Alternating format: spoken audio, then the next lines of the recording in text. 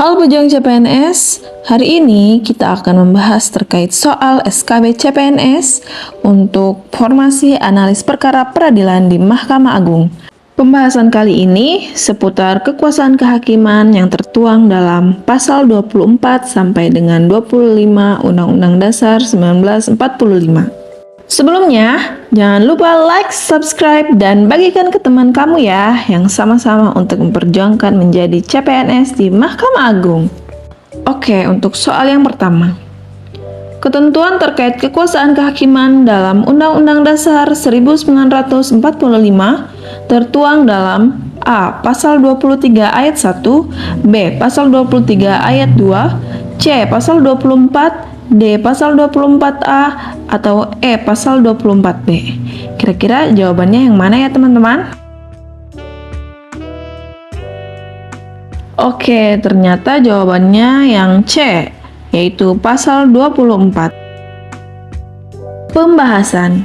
Ketentuan terkait kekuasaan kehakiman tertuang dalam bab 9 Pasal 24. Pada ayat 1 disebutkan bahwasannya kekuasaan kehakiman merupakan kekuasaan yang merdeka untuk menyelenggarakan peradilan guna menegakkan hukum dan keadilan. Sedangkan pasal 23 ayat 1 mengatur terkait penetapan anggaran belanja negara berdasarkan undang-undang. Kemudian pasal 23 ayat 2 mengatur terkait rancangan undang-undang yang diajukan Presiden kepada DPR dan dibahas bersama. Kemudian pasal 24A ketentuan terkait Mahkamah Agung, dan pasal 24B adalah ketentuan terkait Komisi Yudisial. Jadi jawabannya adalah yang C. Soal nomor 2. Kekuasaan yang merdeka untuk menyelenggarakan peradilan guna menegakkan hukum dan keadilan merupakan pengertian dalam Undang-Undang Dasar 1945 untuk istilah A. Restoratif Justice, B. Asas legalitas, C. Mahkamah Agung, D. Kekuasaan kehakiman, atau E. Salah semua. Oke, apa nih jawabannya teman-teman? Betul, tentunya jawabannya adalah yang D, yaitu kekuasaan kehakiman. Pembahasan. Ketentuan terkait kekuasaan kehakiman tertuang dalam bab 9 pasal 24 Undang-Undang Dasar 1945. Dalam ayat 1 disebutkan bahwa kekuasaan kehakiman merupakan kekuasaan yang merdeka untuk menyelenggarakan peradilan guna menegakkan hukum dan keadilan. Sedangkan pengertian dari beberapa pilihan ganda yang telah disebutkan sebelumnya dapat diketahui bahwa yang pertama, restoratif justice merupakan penyelesaian tindak pidana dengan melibatkan pelaku, korban, keluarga pelaku, keluarga korban, tokoh masyarakat, tokoh agama, tokoh adat, atau pemangku kepentingan untuk bersama-sama mencari penyelesaian yang adil melalui perdamaian dengan menekankan pemilihan kembali pada keadaan semua. Kemudian istilah asas legalitas merupakan prinsip hukum yang menegaskan bahwa suatu tindakan hanya bisa dikenai hukuman pidana jika tindakan tersebut telah secara jelas diatur sebagai perbuatan pidana dalam perundang-undangan yang berlaku sebelum tindakan dilakukan. Kemudian, ketentuan terkait Mahkamah Agung merupakan pengadilan kasasi yang bertugas membina keseragaman dalam penerapan hukum melalui putusan kasasi dan peninjauan kembali menjaga agar semua hukum dan undang-undang di seluruh wilayah negara RI ditetapkan secara adil, tepat, dan benar. Soal nomor 3. Berikut ini merupakan lembaga negara yang memiliki kewenangan untuk melaksanakan kekuasaan kehakiman, kecuali A. Mahkamah Agung, B. Mahkamah Konstitusi, C. Komisi Yudisial, D. Mahkamah Syariah, E. Pengadilan Tinggi Agama. Oke, kira-kira jawabannya yang mana ya teman-teman? Betul, jawabannya C, yaitu Komisi Yudisial. Pembahasan. Berdasarkan pasal 24 ayat 2 Undang-Undang Dasar 1945, kekuasaan kehakiman dilakukan oleh Mahkamah Agung dan badan peradilan di bawahnya serta Mahkamah Konstitusi. Komisi Yudisial bukanlah sebagai pelaksana kekuasaan kehakiman, melainkan berwenang untuk mengusulkan pengangkatan hakim agung serta menegakkan kehormatan, keluhuran, martabat, serta perilaku hakim. Mahkamah Syariah juga merupakan salah satu dari lembaga peradilan yang berpuncak pada Mahkamah Agung yang khusus berada di Aceh. Mahkamah Syariah memiliki kewenangan untuk mengadili perkara bidang ahwal al-syahsiyah atau hukum keluarga, muamalah atau hukum perdata, dan jinayah atau hukum pidana. Soal nomor 4. Berikut ini badan peradilan yang berada di bawah Mahkamah Agung, kecuali A. Pengadilan Militer, B. Pengadilan Tinggi Agama, C. Mahkamah Syariah, D. Mahkamah Konstitusi, E. Pengadilan Tinggi Negeri. Kira-kira jawabannya yang mana ya teman-teman?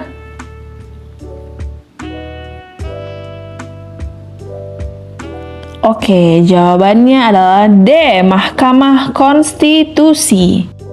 Mahkamah Konstitusi bukanlah bagian dari salah satu lembaga peradilan di bawah Mahkamah Agung, melainkan merupakan salah satu lembaga kekuasaan kehakiman yang mempunyai kedudukan yang sederajat dengan Mahkamah Agung. Mahkamah Konstitusi dan Mahkamah Agung sama-sama merupakan pelaksana cabang kekuasaan kehakiman atau yudisiari yang merdeka dan terpisah dari cabang-cabang kekuasaan lain seperti pemerintahan atau eksekutif maupun lembaga permusyawaratan perwakilan yaitu legislatif. Kedua mahkamah ini sama-sama berkedudukan hukum di Jakarta sebagai ibu kota negara Republik Indonesia. Hanya struktur kedua organ kekuasaan kehakiman ini terpisah dan berbeda sama sekali satu sama lain.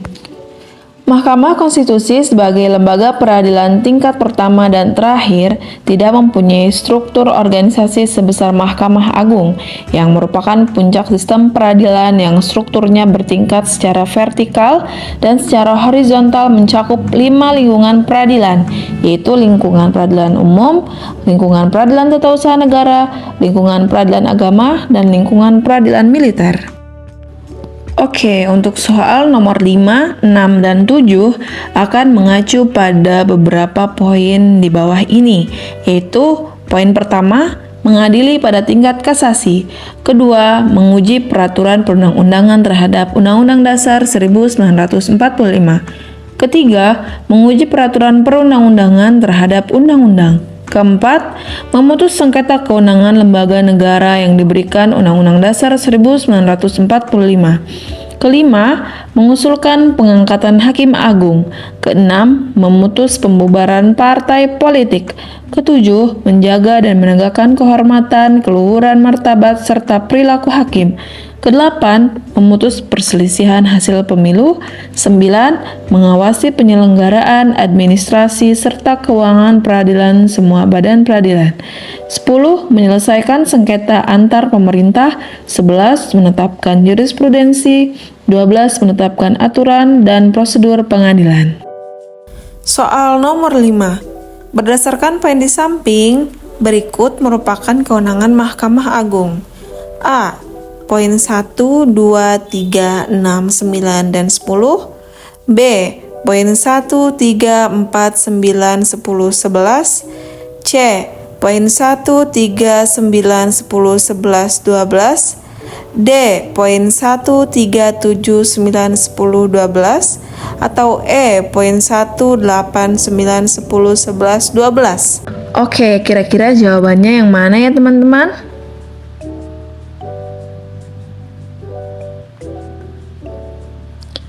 Betul, jawabannya poin C, yaitu nomor 1, 3, 9, 10, 11, dan 12.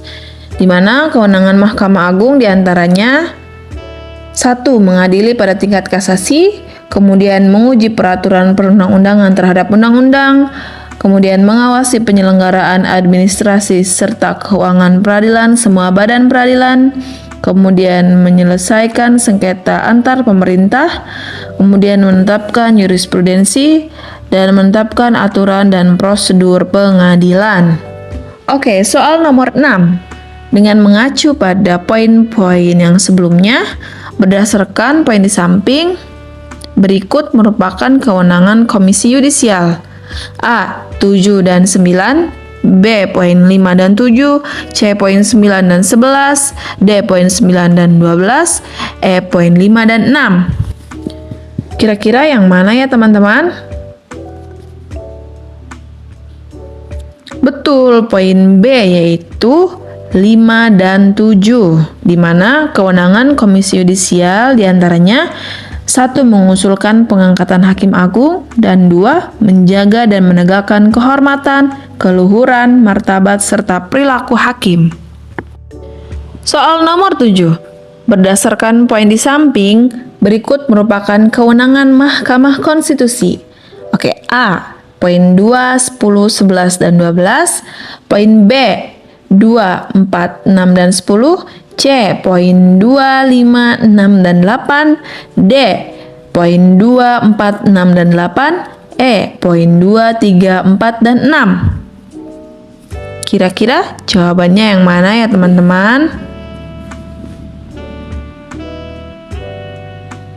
Oke, betul, jawabannya D, yaitu poin 2, 4, 6, 8. Maka dapat diketahui bahwa kewenangan Mahkamah Konstitusi diantaranya yaitu menguji peraturan perundang-undangan terhadap Undang-Undang Dasar 1945. 2. Memutus sengketa kewenangan lembaga negara yang diberikan Undang-Undang Dasar 1945. Kemudian memutus pembubaran partai politik. Dan yang terakhir, memutus perselisihan hasil pemilu. Oke, soal nomor 8. Hakim yang pengangkatannya diusulkan oleh Komisi Yudisial kepada Dewan Perwakilan Rakyat dan ditetapkan oleh Presiden dilakukan pada A. Mahkamah Konstitusi, B. Mahkamah Syariah, C. Pengadilan Tata Usaha Negara, D. Mahkamah Agung, atau E. Komisi Yudisial. Kira-kira jawabannya yang mana ya teman-teman? Betul, jawabannya adalah D. Mahkamah Agung. Pembahasan pengangkatan Hakim Agung pada Mahkamah Agung tertuang dalam Pasal 24A Ayat 3 Undang-Undang Dasar 1945 yang berbunyi, calon Hakim Agung diusulkan oleh Komisi Yudisial kepada Dewan Perwakilan Rakyat untuk mendapatkan persetujuan dan selanjutnya ditetapkan sebagai Hakim Agung oleh Presiden. Nomor 9. Ketua dan Wakil Ketua Hakim Mahkamah Agung dipilih dari dan oleh A. Anggota Komisi Yudisial, B. Hakim Konstitusi Mahkamah Konstitusi, C. Hakim Agung Mahkamah Agung, D. Ketua Pengadilan Tinggi Negeri atau Agama, atau E. Salah semua. Kira-kira jawabannya yang mana ya teman-teman? Oke, jawabannya adalah C, yaitu Hakim Agung Mahkamah Agung. Pembahasan ketentuan terkait pengangkatan Ketua dan Wakil Ketua Mahkamah Agung tertuang dalam Pasal 24A Ayat 4 Undang-Undang Dasar 1945 yang mengatakan bahwasanya Ketua dan Wakil Ketua Mahkamah Agung dipilih dari dan oleh Hakim Agung. Oke, soal nomor 10. Anggota Komisi Yudisial diangkat dan diberhentikan oleh A. DPR dengan persetujuan Presiden, B. Presiden dengan persetujuan DPR, C. Presiden dengan persetujuan Menko Polhukam, D. MPR dengan persetujuan DPR, atau E. DPR dengan persetujuan MPR. Kira-kira jawabannya yang mana ya teman-teman? Oke, jawabannya adalah B. Presiden dengan persetujuan DPR. Pembahasan ketentuan terkait pengangkatan anggota Komisi Yudisial tertuang dalam Pasal 24B Ayat 3 Undang-Undang Dasar 1945 yang berbunyi, anggota Komisi Yudisial diangkat dan diberhentikan oleh Presiden dengan persetujuan Dewan Perwakilan Rakyat. Nah, jadi jelas ya teman-teman, jawabannya adalah B, yaitu Presiden dengan persetujuan DPR. Oke, sekian 10 soal kita terkait SKB CPNS yang khusus membahas kekuasaan kehakiman dalam Undang-Undang Dasar 1945. Semoga latihan ini bermanfaat dan see you on the next video. Bye!